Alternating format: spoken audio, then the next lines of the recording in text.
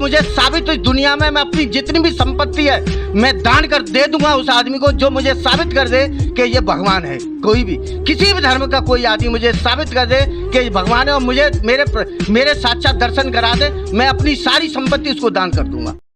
नमस्कार दोस्तों, आप देख रहे हैं मीडिया वार्ता। मैं मौजूद हूँ इस समय प्रताप विहार जो कि गाज़ियाबाद के अंदर आता है। आज हमारे साथ बात करेंगे आज़ाद समाज पार्टी के महासचिव प्रेमचंद जी, गाज़ियाबाद विधानसभा के, और ज्ञान वापी के ऊपर बात करेंगे कि देश के अंदर इस समय किस किस तरह के मुद्दे छिड़े हुए हैं। सर प्रेमचंद साहब बताएंगे सर आप मुझे कि देश के अंदर सर क्या हो रहा है इस समय। पहली सबसे मैंने मीडिया वार्ता कि मैं उनका अधिक अभिनंदन और स्वागत करता हूं कि आप लोग जो इस समाज में या इस देश में जो स्थिति पैदा हुई है उस मुद्दों को आप उभारते हैं और आम पब्लिक में उनको दिखा कर उनको जागरूक देते हैं। ये बहुत अच्छा काम है और मैं आपकी स्वागत करता हूं और भविष्य में मैं उम्मीद करता हूं कि आप समाज की जो बहुत सारी कमियां हैं उनको उभारते रहेंगे। सर मेरा हाँ जी, ज्ञानवापी जो एक मुद्दा उठाया गया है, मैं समझता हूँ ये बिल्कुल एक निराधार है। भारतीय संविधान में सुप्रीम कोर्ट को जो अधिकार दिए हैं और सुप्रीम कोर्ट के 1991 के जो आदेश पारित हुए हैं, उन आदेशों का उल्लंघन कर कुछ भारतीय जनता पार्टी और आरएसएस के द्वारा लगाए हुए कुछ ऐसे व्यक्ति हैं जिनके द्वारा ये मुद्दा उठाया जाता है और उन उठाए हुए उनको फाइनेंस किया जाता है पीछे से, जिससे फाइनेंस करके उन लोगों को सपोर्ट किया जाता है। अगर उनकी आर्थिक स्थिति देखी जाए तो मैं समझता हूँ उनके घर में रोटी भी नहीं होगी। लेकिन ऐसे ऐसे द्वारा मुद्दे सुप्रीम कोर्ट, हाई कोर्ट, नीचे के लोअर कोर्ट में उठाए जा रहे हैं। इनकी पीछे से इनकी बैकग्राउंड देखी जाए कि इनका पैसा फाइनेंस कहाँ से हो रहा है, कहाँ से आ रहा है। और ये जो मुद्दे उठा रहे हैं धर्म के आधार पर, भारत में जो धर्म है, जबकि 91 में ये सुप्रीम कोर्ट ने आदेश पारित किया है कि जो स्थिति किसी भी धर्म की जो स्थिति जैसे भी थी वो एज इट इज बरकरार रहेगी। उसके बावजूद भी ये कुछ लोग उठाए जा रहे हैं। ये इस तरह से देश में माहौल अशांति पैदा करने का और किसी भी विशेष जाति के लोगों पर प्रहार करने का इनका आशय है। सर हिंदू लोग कहते हैं कि हमारी जो आस्था जुड़ी है वहाँ से, ये आस्था नहीं है, ये एक कोरा ढोंग आडंबर है। इसके पीछे सिर्फ केवल वोट बैंक है। भारतीय जनता पार्टी इसको ध्रुवीकरण करना चाहती है हिंदू मुसलमान के, जबकि इस देश में मुसलमान के अलावा सिख, पंजाबी, ईसाई, बुद्धिस्ट सभी हैं, लेकिन ये सबको हिंदू मानते हैं जबकि वो हिंदू नहीं है। ये सब लोगों को गुमराह करने का, मोटिवेट करने का, मोबिलाइज करने का, ध्रुवीकरण करने का, मुसलमान के विरुद्ध एक ध्रुवीकरण करने का, वोट को इकट्ठा करने का इनका एक तरीका है, जिससे हम मुसलमान अपना एक वोट बैंक करना है। बाकी इस समस्या से कोई जो मंदिर में जा रहा है, इस भारतवर्ष के करोड़ों मंदिर हैं, हर गली, हर मोहल्ले, हर पार्क में मंदिर बना हुआ है। मैं जानना चाहता हूँ कौन किस मंदिर में जा रहा है, कौन किस पूजने जा रहा है। जिसके घर में जिसकी आस्था भगवान पे है वो अपने घर में पूजेगा। और हर इंसान के अंदर, हर कण कण में, जब देश में धर्म कहता है हर कण कण में भगवान है, तो हर जगह भगवान है। आदमी के, इंसान के अंदर नहीं भगवान है तो उसको ही अपने आप को माने कि मैं भगवान हूँ।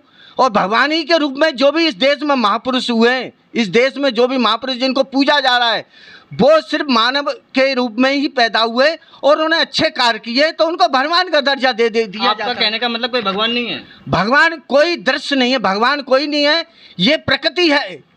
जो प्रकृति के 5 तत्व हैं यही भगवान है और यही आदमी को जिंदा रखे हुए हैं।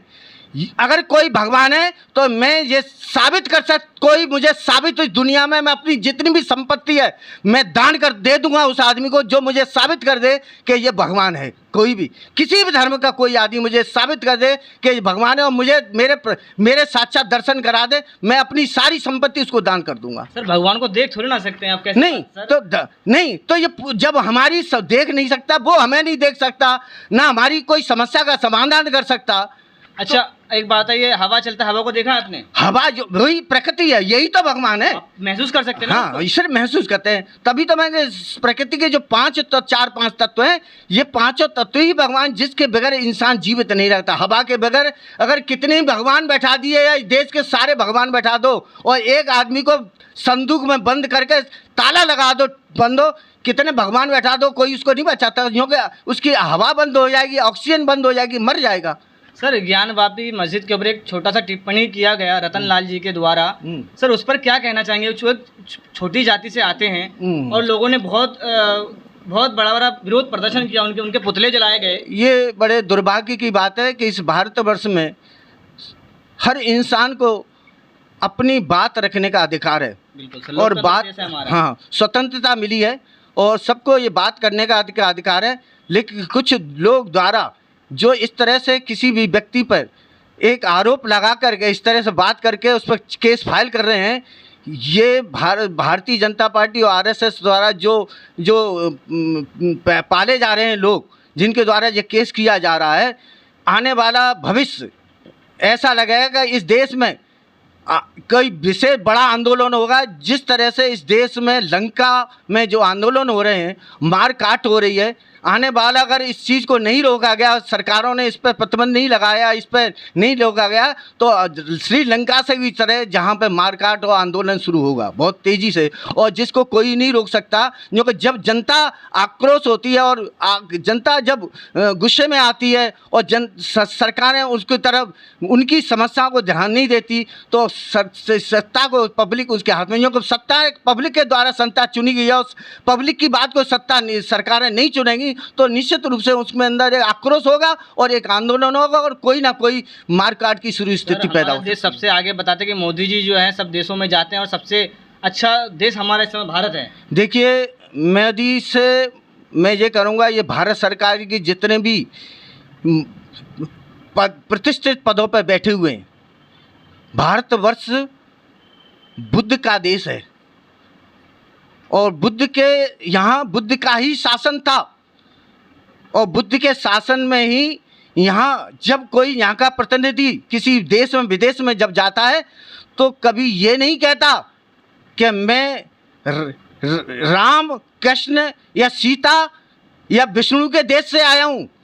वो किसी देश में जाएगा तो यही कहेगा मैं बुद्ध के देश से आया हूँ। और बुद्ध के ये भी छलावा है, वहाँ से जो तालमेल करते हैं, यहाँ से जो कोई फैसिलिटी लेनी है, वहाँ से कोई समझौता करना है, तो वहाँ के लोगों को गुमराह करके चालाकी से ये बुद्ध का देश बनाते हैं और वहाँ के आकर के वहाँ के लोगों को बुद्ध की मूर्ति के पास उनकी मूर्ति ले जाएंगे। कभी नहीं कहेंगे कि चलो माँ देवी के मंदिर पर ले जाए। सर शिवलिंग के बारे में क्या कहना चाहेंगे? सर वो शिवलिंग है या नहीं है? देखिए, मैं जैसा कि सुप्रीम कोर्ट ने भी कहा है और वहाँ के लोगों ने भी कहा है, वो शिवलिंग नहीं है।